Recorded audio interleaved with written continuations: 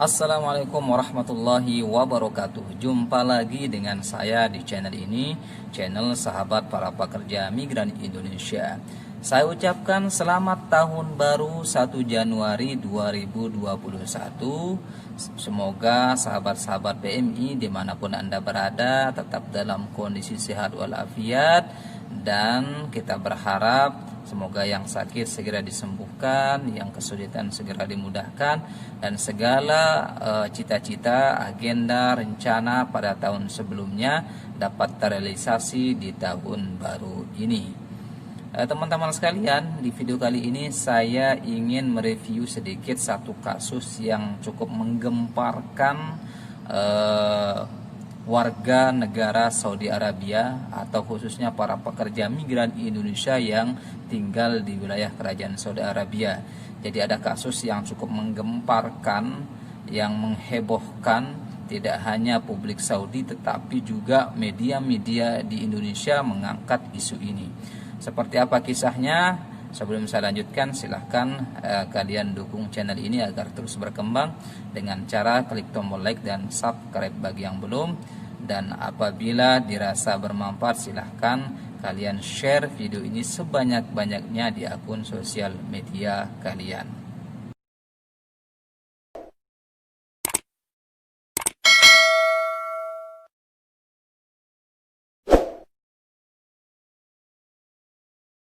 Di akhir tahun 2020 kemarin ada kasus yang cukup menghebohkan dan sangat menggemparkan, yaitu ditemukannya sebuah koper berisi jenazah perempuan yang ada di sekitar kawasan Mina. Jadi teman-teman sekalian, di akhir 2020 kemarin sempat gempar, sempat viral beritanya penemuan jenazah yang terbungkus dalam koper yang ternyata dari ciri-ciri fisiknya itu adalah diduga kuat sebagai warga negara Indonesia. Nah, jenazah yang ini ditemukan oleh salah seorang warga yang saat itu kebetulan melintas dan melihat koper. Setelah dibuka koper tersebut, ternyata isinya adalah jenazah. Nah, singkat cerita, orang tersebut kemudian melaporkannya ke otoritas setempat, dalam hal ini adalah kepolisian sektor Ajizia, bahwa dia menemukan koper yang berisi mayat dan minta untuk segera dievakuasi. Singkat cerita, polisi kemudian berkoordinasi dengan pihak KJRI Jeddah agar ikut serta dalam penanganan kasus ini, gitu ya. Lalu setelah diolah TKP, barang bukti diamankan, jenazah juga diamankan untuk dilakukan otopsi. Dari hasil otopsi tersebut tidak ditemukan tanda-tanda kekerasan, alias bahwa jenazah ini kemungkinan besar meninggal dalam kondisi normal. Artinya dia meninggal dalam kondisi yang wajar ya, tanpa ada kekerasan, tanpa ada tanpa ada bekas-bekas penganiayaan. Namun yang jadi pertanyaan adalah apa yang melatar belakangi atau apa motif yang melatar belakangi para pelaku pembuangan jenazah ini di pinggir jalan dengan cara membungkusnya dengan menggunakan koper. Kenapa kemudian tidak dimakamkan secara normal, secara legal, secara Islam begitu ya? Kenapa mereka memilih membuang jenazah ini di pinggir jalan dengan membungkusnya dengan koper gitu ya? Nah, ini yang menjadi pertanyaan besar.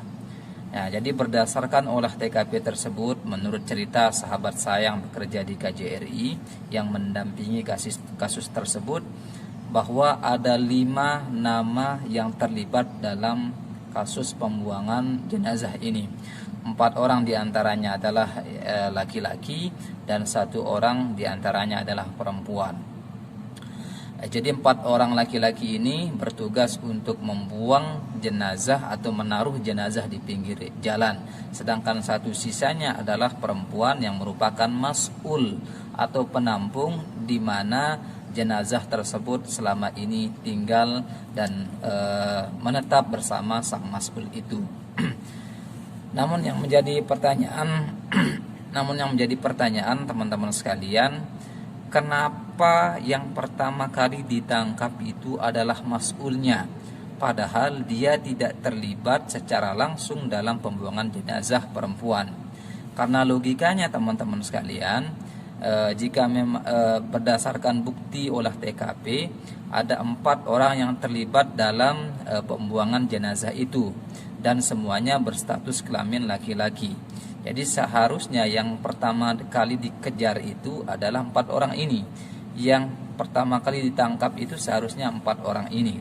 Tetapi anehnya, kenapa yang pertama kali ditangkap justru malah mas'ulnya yang saat itu tidak terlibat dalam pembuangan jenazah ini. Nah, ini menjadi diskusi kami yang cukup hangat dalam sebuah pertemuan secara daring gitu ya. Saya kebetulan pernah melakukan pertemuan meeting Zoom dengan salah seorang sahabat yang bekerja di KJRI Jeddah itu.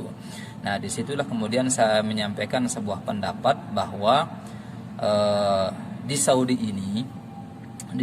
ini sistem data kependudukannya itu sudah cukup canggih gitu ya.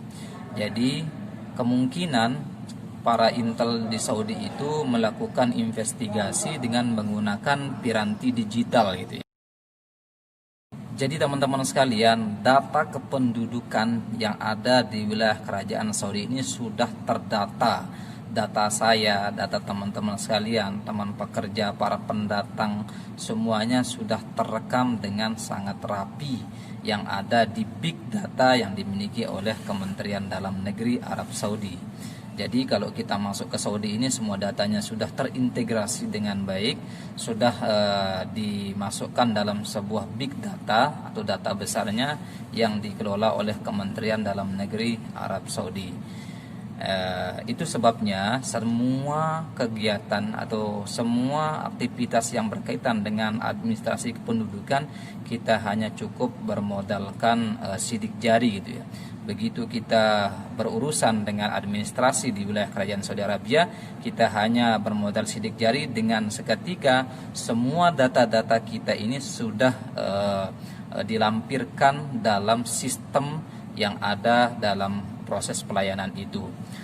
Yang ingin saya katakan teman-teman sekalian bahwa berhati-hatilah menggunakan perangkat teknologi jika Anda berada di wilayah kerajaan Saudi Arabia, karena sesungguhnya apapun yang Anda kerjakan, apapun kasus yang Anda perbuat, apapun peristiwa yang Anda alami, itu sangat mudah untuk dilacak oleh otoritas setempat. Jadi bagaimanapun cara Anda bersembunyi, bagaimanapun Anda cara menghindar, tetapi kalau Anda selama ini menggunakan perangkat digital, maka itu akan sangat mudah untuk melacak Anda, untuk mencari tahu keberadaan Anda. Sederhananya begini teman-teman mungkin pernah menggunakan Google Map ya. Kalau Anda berkomunikasi dengan seorang teman yang jarak jauh gitu, kemudian dia ingin berkunjung ke tempat Anda, biasanya mereka meminta Google Map-nya gitu. Dia meminta peta digitalnya. Jadi kita biasanya melampirkan Google Map-nya, lalu kita kirim linknya, dan setelah kita klik, biasanya di situ ada titik yang menerangkan di mana posisi kita dan di mana posisi teman kita yang ingin berkunjung di tempat kita itu. Jadi ada 2 titik nanti akan bisa dipantau dan kita tahu posisi mereka di mana, sedangkan posisi kita juga ada di mana. Nah, kira-kira seperti itulah teman-teman sekalian cara kerja piranti digital yang digunakan untuk melacak keberadaan siapapun yang tinggal di wilayah kerajaan Saudi Arabia ini. Jadi selama Anda berkomunikasi menggunakan perangkat digital, menggunakan HP, menggunakan apapun, itu semuanya akan sangat mudah dilacak oleh pemerintah kerajaan Saudi Arabia. Oleh karena itu pesan saya teman-teman sekalian, jangan sekali-kali membuat kasus yang menyangkut dengan pidana. Jangan sekali-kali melanggar hukum jangan sekali-kali coba atau berpikir untuk melanggar aturan yang ada di wilayah kerajaan Saudi Arabia. Karena bagaimanapun cara Anda bersembunyi, cepat atau lambat Anda akan kena batunya. Beruntungnya teman-teman sekalian, berdasarkan kasus penyelidikan kasus tersebut, berdasarkan hasil otopsi juga terhadap jenazah tidak ditemukan tanda-tanda kekerasan, tidak ada ditemukan tanda-tanda penganiayaan alias si jenazah ini meninggal dalam kondisi normal. Barulah barulah kemudian terkuak fakta-fakta yang sebenarnya. Di antaranya adalah bahwa memang si fulanah ini yang meninggal ini dalam kondisi sakit keras.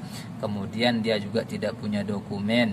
Dia adalah TKW kuburan dan dia tidak punya biaya untuk berobat di rumah sakit. Satu sisi dia tidak punya biaya dan satu sisi dia tidak punya dokumen. Akhirnya si mas'ul ini tidak punya nyali atau takut melaporkan orang yang menjadi tanggungannya gitu. Jadi dia takut tertangkap karena sama-sama tidak punya dokumen. Akhirnya dia dirawat secara mandiri di tempat penampungan itu. Alhasil beberapa hari dirawat, kemudian dia meninggal. Karena kemudian panik, akhirnya dia tidak tahu berbuat apa. Lalu dimintalah temannya untuk melakukan tindakan ini gitu. Diminta untuk menaruh jenazah ini di pinggir jalan dengan harapan ada orang yang menemukannya dan memakamnya dengan cara yang wajar, dengan harapannya juga dia terhindar dari razia yang dilakukan oleh pihak imigrasi Saudi Arabia. Namun apapun itu teman-teman sekalian, meskipun niatnya baik tapi caranya yang tidak baik, ini juga satu masalah. Akhirnya apa yang terjadi teman-teman sekalian, meskipun dia terbebas dari tuntutan pidana atau tuduhan pembunuhan, tetapi dia tetap terjerat dua tindakan pidana sekaligus. Yang pertama menurut sahabat saya yang di KJRI ini, yang pertama adalah dia dituntut dengan pasal kejahatan terhadap jenazah. Kemudian yang kedua, dia juga tidak punya dokumentasi yang lengkap dan kemungkinan dia akan dideportasi ke Indonesia. Pelajaran yang ingin kita ambil dari kisah ini teman-teman sekalian, apapun kondisi Anda, siapapun Anda, apakah Anda punya dokumen atau tidak, jika menyangkut dengan keselamatan Anda, jika menyangkut dengan nyawa seseorang, jangan segan-segan untuk minta tolong kepada siapapun yang ada di dekat Anda yang sanggup untuk melakukan itu, tentunya dengan cara-cara yang baik. Laporkan semua kasus Anda ya jika menyangkut dengan keselamatan Anda kepada pihak KJRI Jeddah. Hubungi hotline yang tertera atau nomor kontak yang sudah dibagikan oleh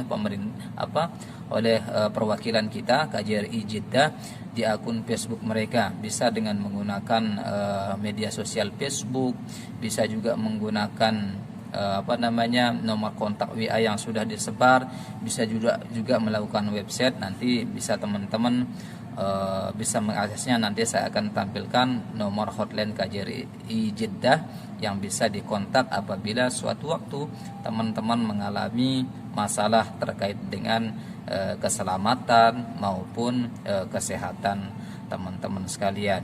Atau juga bisa masuk ke dalam grup-grup tenaga kerja Indonesia yang ada di daerah teman-teman kerja saat ini gitu ya.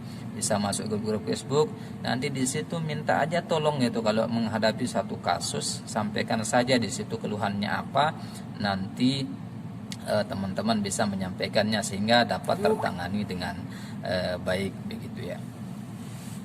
Itu saja dulu informasi yang dapat saya sampaikan, semoga bermanfaat. Sekali lagi, Jangan lupa dukung terus channel ini dengan cara klik tombol like dan subscribe bagi yang belum. Jika video ini dirasa bermanfaat, silahkan teman-teman share sebanyak-banyaknya agar berita ini atau agar video ini dapat dirasakan manfaatnya oleh yang lain. Sampai jumpa di video selanjutnya. Saya ucapkan selamat berlibur, selamat tahun baru. Semoga Anda dalam kondisi yang baik dan jauh lebih baik dibandingkan tahun-tahun sebelumnya. Assalamualaikum warahmatullahi wabarakatuh.